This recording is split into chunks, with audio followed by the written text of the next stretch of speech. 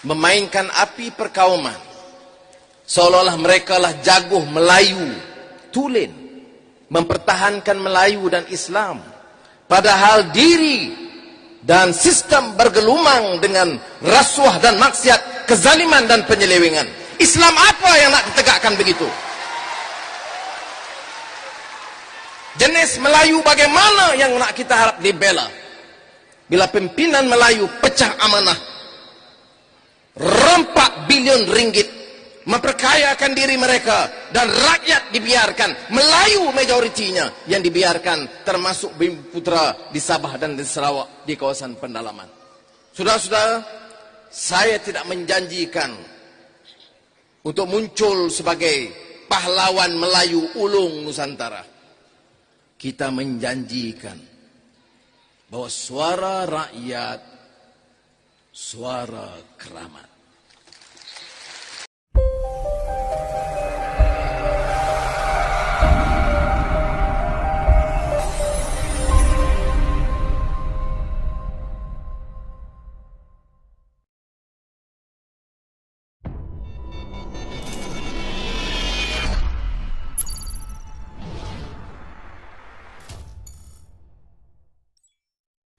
Jangan lupa subscribe ha. Ingat ha, subscribe ha. Sebenarnya tidak banyak isu-isu politik yang terkini yang boleh kita kongsikan dengan anda. Masih lagi dalam suasana status quo yang kekal ya, dalam seminggu ni sama. Jadi tak banyak perkara yang menarik lah untuk kita kongsikan dengan anda. Cuma okey, Muhammad Syafiq Mohidin, welcome. Muhammad Syafiq Mohidin, welcome. Cuma yang kita nak sembang sikit lah berkenaan dengan usaha yang sedang dijalankan oleh mantan Perdana Menteri yang kedua, ya. Mantan Perdana Menteri, bukan yang kedua, Perdana Menteri yang 2 kali jadi Perdana Menteri, iaitu Tun Dr. Mahathir Mohamad. Ya. Sedang sekarang ini dikabarkan sedang berusaha untuk mewujudkan kerajaan perpaduan. Ya. Ini bukan satu cadangan, nampaknya macam Tun Dr. Mahathir ini nampaknya macam bersungguh-sungguh. Ya. Kalau kita lihat caranya tu bersungguh-sungguh, ya. Memang untuk nak mencapai cita-citanya yang gagal setelah beliau usahakan sewaktu pada langkah Sheraton dahulu. Itu adalah cita-citanya. Dan pada ketika itu cita-citanya gagal, ya, telah pun digagalkan bukan saja oleh Pakatan Harapan tetapi digagalkan juga oleh UMNO, PAS dan semua parti yang tidak menerima idea, ya, penubuhan kerajaan perpaduan yang dicadangkan oleh Tun Dr. Mahathir sewaktu beliau menjadi Perdana Menteri interim, ya. Kerana kerajaan perpaduan yang beliau cuba bentuk atau wujudkan itu adalah terdiri daripada campuran semua parti dan tidak ada parti yang boleh menentukan, ya, menentukan arah tuju negara, hanya Perdana Menteri, iaitu beliau lah, ya. Hanya beliau boleh menentukan apa yang beliau nak buat kepada negara kita, apa dasar yang nak beliau perkenalkan, ya, apa sahaja yang beliau rasa beliau nak buat. Tidak ada parti lain yang boleh mengawalnya, tidak ada parti lain yang boleh menekannya, tidak ada parti lain yang boleh mantaunya, ya. Itu tujuan Tun Dr. Mahathir untuk mewujudkan kerajaan perpaduan. Dan idea ini ditolak ketika awal cadangan beliau, ya, sewaktu beliau jadi Perdana Menteri interim selepas langkah Sheraton. Ia ditolak kerana ianya lebih kepada mewujudkan sebuah kerajaan yang berbentuk ataupun menghampiri kepada kerajaan diktator, ya. Bila seorang Perdana Menteri itu tidak lagi boleh dikawal oleh ahli politik, tidak boleh lagi dikawal oleh parti-parti politik, maka jadilah dia seorang Perdana Menteri yang mirip, ya, sebagai diktator. Jadi Tun Dr. Mahathir ni tak boleh kata mirip lah, ya. Beliau pernah menjadi diktator sebenarnya, ya. Beliau seorang yang bekas diktator, kemudian berubah seketika bila bersama dengan Pakatan Harapan, ya, tapi tak lama, ya, kerana mungkin dalam dirinya darah diktator itu, ya, masih ada dalam jasadnya. Maka ke mana saja beliau pergi, beliau akan tetap membawa misinya, ya, iaitu untuk menjadi seorang pemimpin diktator. Jadi beliau tidak pernah berputus asa, dan kita kenal sesiapa yang mengenali Tun Dr. Mahathir, memang beliau seorang yang tidak akan berputus asa. Sekiranya beliau mahukan sesuatu, beliau akan usahakan bersungguh-sungguh, ya. Sekiranya beliau tidak suka kepada seseorang, beliau akan pastikan orang itu tidak akan memperolehi, ya. Contohnya kalau beliau memang tak suka Datuk Seri Anwar Ibrahim itu menjadi Perdana Menteri, beliau akan pastikan Datuk Seri Anwar Ibrahim ini tidak akan menjadi Perdana Menteri, ya. Sombong amat. Ya. Sebenarnya Tun Dr. Mahathir ini bukan beliau nak sangat jadi Perdana Menteri, ya. Beliau dah jadi Perdana Menteri 22 tahun, kemudian jadi Perdana Menteri 22 bulan, ya. Kemudian nak jadi Perdana Menteri. Beliau bukan nak sangat perjawatan Perdana Menteri itu, ya. Kerana apa lagi yang tak cukup pada diri beliau dan keluarga beliau, ya. Semua orang tahu tentang kekayaan yang beliau ada. Tapi yang pentingnya, beliau tidak mahu melihat, ya, ada orang lain lebih hebat daripada dirinya, ya, dan akan menenggelamkan, ya, namanya sebagai seorang tokoh, katanya lah, ya. Jadi bila beliau ketahui bahawa Datuk Seri Anwar Ibrahim berpeluang untuk menduduki jawatan Perdana Menteri, beliau akan cuba sedaya upaya, ya, untuk menggagalkan cita-cita ini, ya, untuk menggagalkan kehendak rakyat, ya, untuk menggagalkan mana pihak yang nak menaikkan Datuk Seri Anwar Ibrahim ini dengan berbagai cara lah yang beliau lakukan, ya. Sama ada beliau melakukan dengan cara memecah belahkan sesama Pakatan Harapan, ya, berbaik dengan satu kumpulan, kemudian bermusuh dengan satu kumpulan ini dan laga-lagakan mereka, dan beliau keluarkan idea-idea yang kalau kita lihat pada zahirnya seperti seolah-olah bagus, ya. Kalau kita tengok ideanya yang terbaru ni, iaitu nak kembalikan semula cadangannya untuk mewujudkan kerajaan perpaduan. Kalau kita lihat daripada luaran, ideanya adalah untuk menghapuskan, ya, ataupun menyelesaikan kemulut politik yang berlaku sekarang ini, ya, di antara Kerajaan Pakatan Nasional, di antara Bersatu dengan UMNO, dan juga Pakatan Harapan dengan Pakatan Nasional, Pakatan Harapan dengan Barisan Nasional, Pakatan Harapan dengan Muafakat Nasional. Jadi nak menyelamatkan ataupun nak menyelesaikan kemulut politik dalam negara ini, maka idea Tun Dr. Mahathir ini adalah untuk mewujudkan kerajaan perpaduan, ya. Di mana kesemua pimpinan dalam parti politik akan digabungkan dalam bawah kerajaan ini, tetapi tidak ada parti politik yang boleh menentukan dasar negara. Ianya terpulang kepada Perdana Menteri.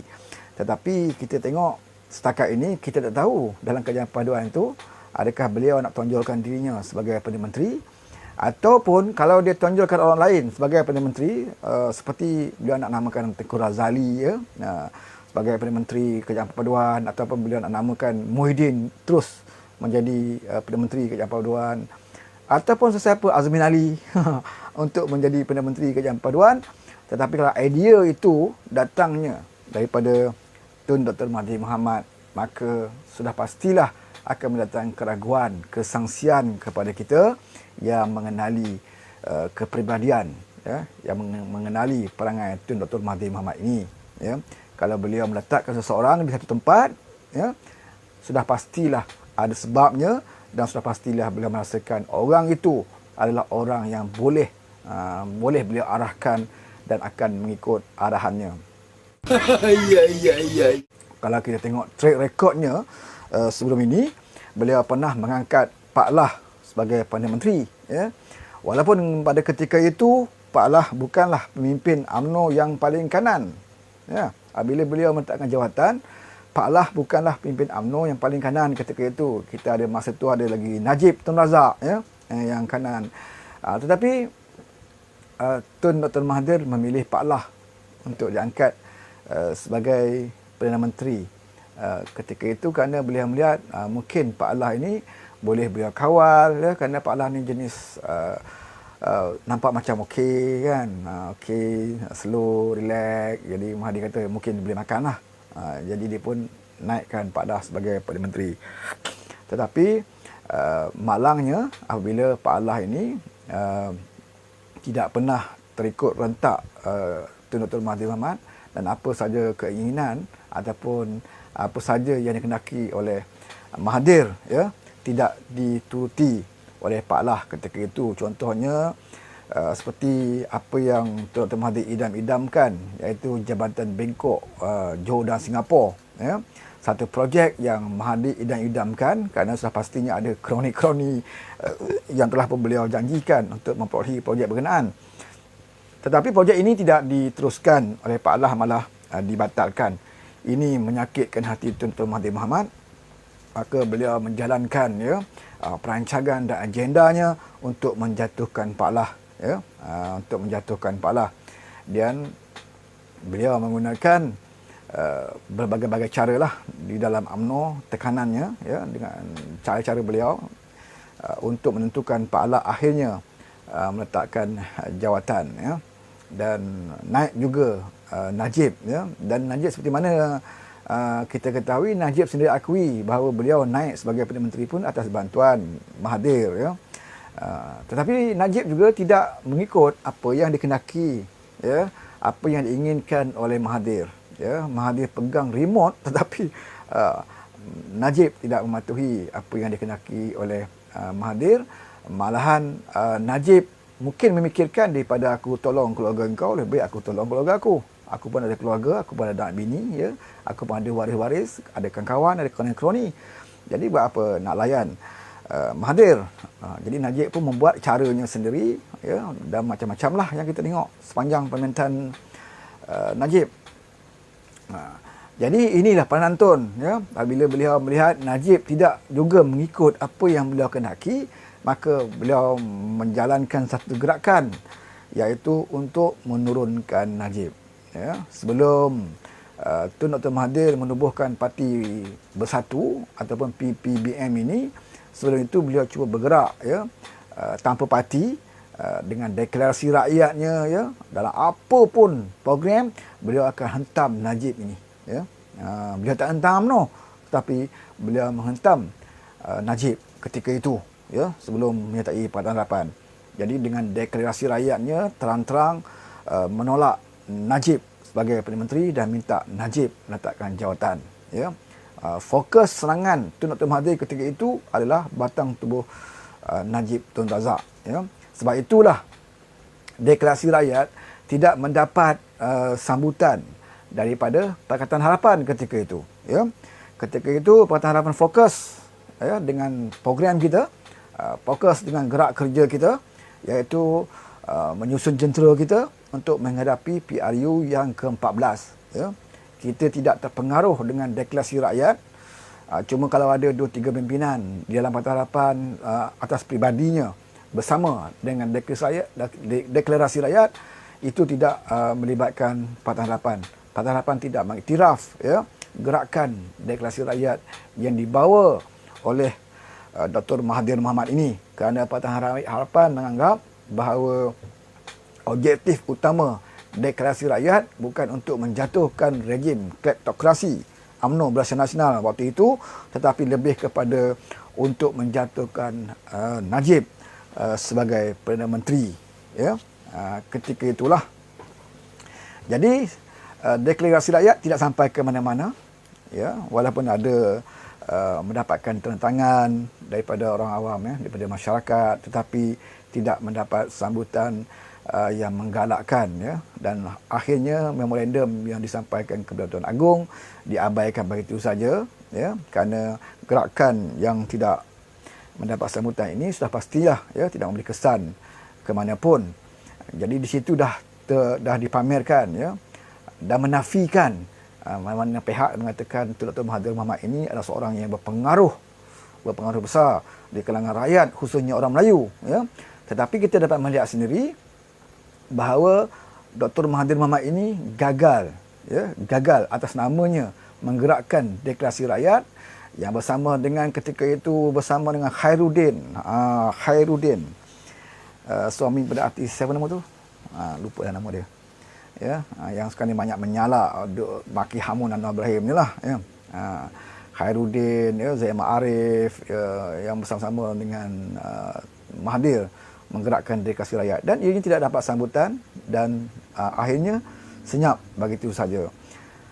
Jadi Tun Dr. Mahathir tidak berpuas hati kerana deklarasi rakyat gagal untuk menjatuhkan Najib Tun Razak.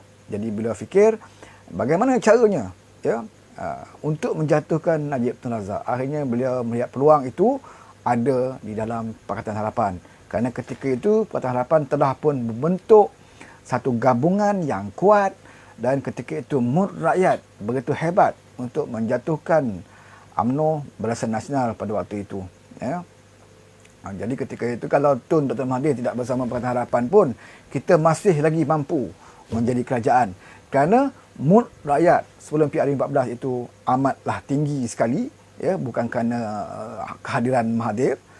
Buktinya sebelum Mahathir bersama Pakatan Harapan, kita anjurkan perhimpunan bersih, bersih 3, 4 dan 5, semakin lama semakin ramai, dan himpunan yang terbesar bersih 5 sampai satu himpunan bersih yang kita adakan sampai 2 hari, sampai bermalam. 2 hari berturut-turut kita adakan perhimpunan dan sambutannya amat luar biasa sekali. Di situ adalah kebangkitan yang ditunjukkan oleh rakyat untuk menjatuhkan kerajaan. Rakyat masa itu dah bersedia untuk menjatuhkan kerajaan tanpa menunggu Mahathir masuk bersama Pakatan Harapan.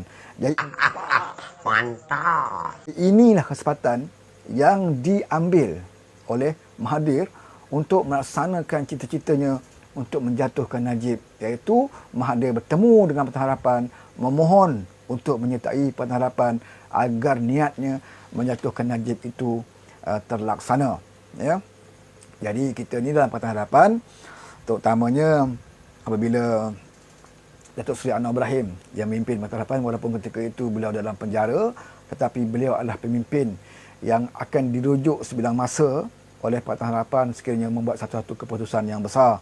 Dan apabila parti yang diwujudkan oleh Mahathir ini, parti PBBM diwujudkan dan memohon untuk menyertai Pakatan Harapan, rujukan yang terakhir Pakatan Harapan perolehi menemui Datuk Seri Anwar Ibrahim, dan akhirnya walaupun ramai yang mengkritik, ramai yang menentang, tetapi akhirnya di atas sikap keterbukaan Datuk Seri Anwar Ibrahim, atas sikap pemaaf, atas sikap yang tidak pernah bersangka buruk dengan seseorang, maka Datuk Seri Anwar Ibrahim memberikan lampu hijau untuk Pakatan Harapan menerima kemasukan parti bersatu ke dalam Pakatan Harapan. Jadi selepas itu Anwar di dalam penjara, jadi Mahathir berada di dalam. Oleh kerana nak menghormati kedudukan Tun Dr. Mahathir ini sebagai bekas Perdana Menteri yang 22 tahun, dan menghormati jugalah kita tengok pengorbanannya sanggup meninggalkan UMNO bersama dengan Pakatan Harapan, dan ketika itu beliau pun selalu dah pandai dah sebut istilah reformasi dan sebagainya, maka menghormati beliau sebagai orang tua lama yang pernah menjadi Perdana Menteri dan sebagainya, kita angkat sebagai pengurusi Pakatan Harapan ketika itu. Kopi. Jadi bila beliau jadi pengurusi Pakatan Harapan, masa itu kita masih lagi menganggap, masih lagi mempunyai kepercayaan dan juga keyakinan bahawa Dr. Mahathir ini telah pun berubah daripada perangai lamanya, dan akan mengikut rentak-rentak seperti mana yang digariskan di dalam dasar dan juga prinsip Pakatan Harapan. Sebab itulah akhirnya walaupun ramai kumpulan, ramai suara-suara daripada NGO dan juga individu yang menentang keras kemasukan Tun Dr. Mahathir ke dalam Pakatan Harapan, tapi akhirnya Majlis Pakatan Harapan sendiri membuat keputusan kerana kita bersangka baik dengan orang, dan sekiranya kita nak melaksanakan sesuatu perkara, sekiranya ada orang nak bantu, kita terima, tanpa mengira dari latar belakangnya, asalkan sanggup bersama kita dalam Pakatan Harapan, sanggup melaksanakan agenda reformasi, maka sebab itulah akhirnya Pakatan Harapan menerima Tun Dr. Mahathir Mohamad. Bukan sekadar menerima, bahkan kita meletakkannya di tempat yang tertinggi, jawatan yang tertinggi di dalam Pakatan Harapan, iaitu sebagai pengurusi Pakatan Harapan. Sebab apa kita letak Mahathir? Sebab Datuk Seri Anwar Ibrahim berada dalam penjara, itu jawapannya. Bukan kerana kita agung-agungkan, kita tinggalkan Datuk Seri Anwar, kita angkat Mahathir. Tidak, sebab Anwar berada dalam penjara, pilihan lain tak ada. Jadi kita letakkan beliau sebagai beliau adalah bekas Perdana Menteri. Mungkin tak nampak begitu cantik lah kalau kita letak Datuk Seri Muazzizah sebagai pengerusi, kemudian bekas Perdana Menteri berada di bawahnya, jadi nampak macam tidak begitu manis lah ya. Sebab itulah kita letak beliau. Tapi rupa-rupanya apa yang kita lakukan itu merupakan satu kesilapan yang kita kena akui lah ya, satu kesilapan pengharapan kerana kita terlalu berbaik sangka ya dengan orang seperti Tun Dr. Mahathir Mohamad ini. Tapi tak apalah ya, sebagai manusia orang kata kalau tidak laku kesilapan bukan manusia ya. Jadi kita anggap itu ialah kita pernah dulu menentang Tun Dr. Mahathir Mohamad kan, dan beliau melakukan banyak kesilapan suatu dalam kerajaan. 22 tahun beliau menjadi Perdana Menteri. Bila beliau nak berubah, kita anggap beliau dulunya melakukan kesilapan dan kita terima untuk kembali. Ya, sekurang-kurangnya beliau boleh menebus kesilapan beliau yang lalu. Ya, kalau dulu beliau ada akta ISA menangkap orang tanpa bicara dan sebagainya, banyak akta-akta yang zalim di bawah beliau, banyak menangkap orang, banyak melakukan kezaliman, fitnah terhadap Syed Anwar Ibrahim, fitnah pada orang macam-macam. Jadi zaman beliau, malahan beliau pernah digelar sebagai Maha Firaun dan sebagainya ya. Jadi banyak ya rekod yang ditunjukkan oleh Dr. Mahathir selama 22 tahun yang lalu. Tapi bila beliau nak bersama dengan kita, maka kita anggap kalaulah beliau dah berubah ya, salah satu caranya untuk beliau menebus kembali apa yang perkara yang tak betul beliau lakukan dahulu ada dengan cara membantu kita ya. Okey. Kalau beliau dapat bantu kita, bermaksud beliau cuba untuk menebus kesilapan-kesilapan beliau yang lalu. Tapi malangnya ya, nawaitunya untuk bersama dengan Parti Harapan bukan untuk merubah sikapnya, tetapi untuk melaksanakan cita-citanya ya, dendam pribadinya kepada Najib Tun Razak. Dan akhirnya cita-cita beliau tercapai, di mana Najib terpaksa undur sebagai Perdana Menteri ya, dan macam-macamlah pembongkaran dilakukan di atas kes-kes Najib yang seperti mana yang kita ketahui ya, dan sampai ke tahap yang kita fikir ini sudah keterlaluan ya. Bila Tun Mahathir melaksanakan sesuatu perkara, nampaknya macam-macam dia berkata kepada Najib, tapi ketika kita merentah Najib masih lagi lambat dibicarakan dan sebagainya ya. Dan setiap kali program, mana-mana ucapan beliau sampai ke luar negara, beliau hentam pribadi Najib ini keterlaluan ya. Kita bukan nak bela Najib, tapi kita boleh lihat apa yang contoh teladan yang dibuat oleh Datuk Seri Anwar Ibrahim ya. Datuk Seri Anwar Ibrahim juga adalah orang yang mengkritik kerajaan Najib ya. Banyak, bahkan skandal 1NDB yang menjadi modal Tun Dr. Mahathir ini, skandal 1NDB itu dicetuskan oleh Datuk Seri Anwar Ibrahim pada tahun 2011 lagi ya, sebelum beliau masuk penjara. Beliau pernah bercerita tentang skandal 1NDB ini di dalam parlimen ya. Tapi ketika itu tidak ramai yang melihat betul ke tak betul apa yang Datuk Seri Anwar Ibrahim sebut ya. Kemudiannya bila Datuk Seri Anwar Ibrahim masuk penjara, skandal 1NDB ini dibongkar oleh orang-orang seperti Rafizi Ramli ya, Tony Phua dan berapa lagi seorang dua lagi ya, yang sentiasa membongkar skandal 1NDB ini ya. Kemudian barulah disambut oleh Dr. Mahathir, dan beliau menggunakan 1NDB ini sebagai satu modal kempen beliau, satu modal propaganda beliau untuk menyatakan betapa jahat, teruk ya, perompak, penyamun gelarkan kepada Najib Tun Razak. Ketika itu kita masih boleh menang. Okey, apabila kita dah jadi kerajaan dan tindakan mahkamah telah dibuat kepada Najib Tun Razak, dan kita lihat apa yang sikap yang ditunjukkan oleh Datuk Seri Ibrahim ya. Apabila kita berkempen, kita menggunakan satu NDB ini sebagai satu isu bukan menyerang peribadi Najib, tapi untuk satu isu untuk kita menyerang kerajaan yang memerintah ya. Kerajaan yang memerintah.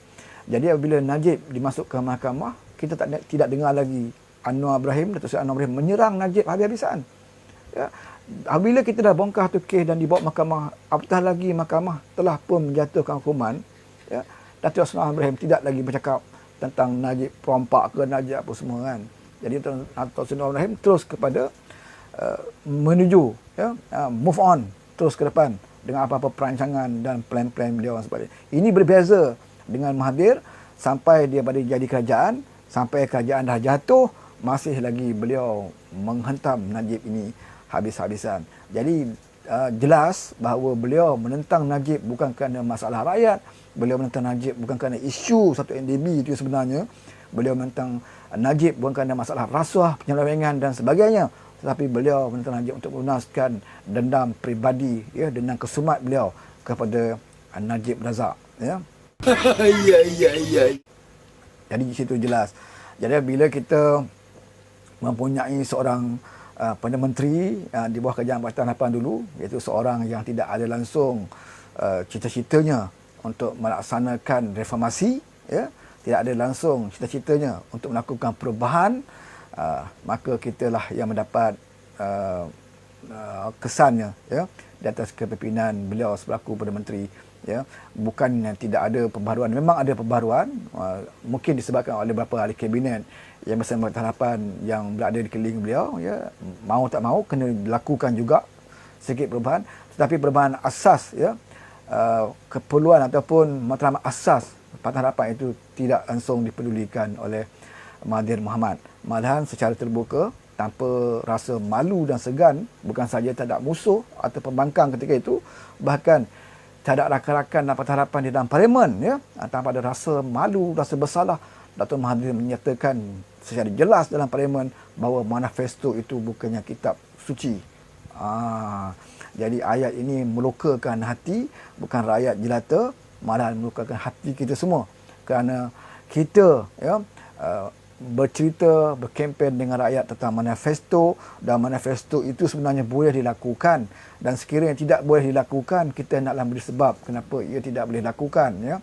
Ya, kita tahu kita ambil kerajaan dan keadaan kewangan yang agak teruk, ekonomi yang agak teruk, ya, kita kena juga menyelesaikan banyak masalah yang tinggalkan oleh kerajaan sebelumnya, tetapi tidak perlulah kita menyatakan secara terbuka dengan rakyat bahawa manifesto Pakatan Harapan ini bukan kitab suci. Jadi bila kita menyatakan sedemikian, bermakna kita seorang pemimpin yang tidak bertanggungjawab di atas manifesto yang kita sendiri setuju, manifesto yang kita tanda tangan, dan manifesto yang membawa kepada kemenangan kita. Jadi inilah yang amat mengecewakan kita sebenarnya di bawah Tun Dr. Mahathir Mohamad. Jadi apabila itu belum kita cerita tentang manifesto janji tentang untuk meletakkan Datuk Seri Anwar Ibrahim sebagai pengganti, ya, beliau tidak boleh menafikan kerana beliau sendiri yang tanda tangan di dalam konvensyen Pakatan Harapan, beliau sendiri tanda tangan bahawa beliau menyokong Datuk Seri Anwar Ibrahim sebagai penggantinya, ya. Kalau kita tengok dalam YouTube, banyak sekali ucapan-ucapan beliau, Dr. Mahathir yang mengatakan beliau ni tak lama, mungkin tak sampai 2 tahun, saya nak dah tua, ya, dan saya akan serah kepada Anwar.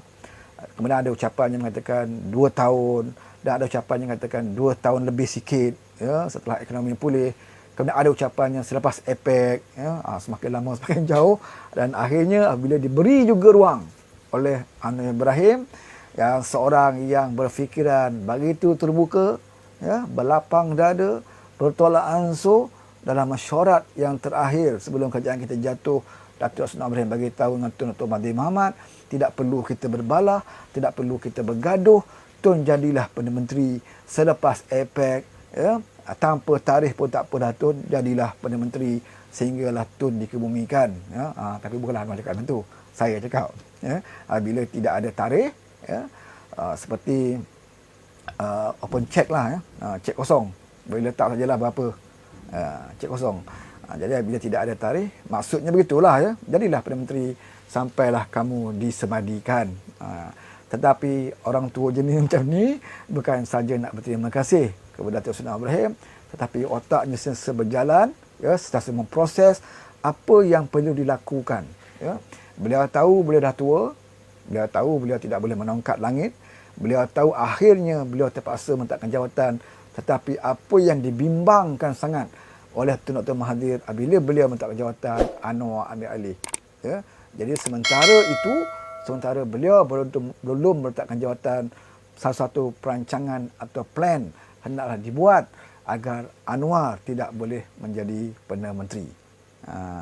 Berhenti seketika, iklan sekejap, ya. Jangan lupa subscribe ha. Ingat ha. Subscribe ha.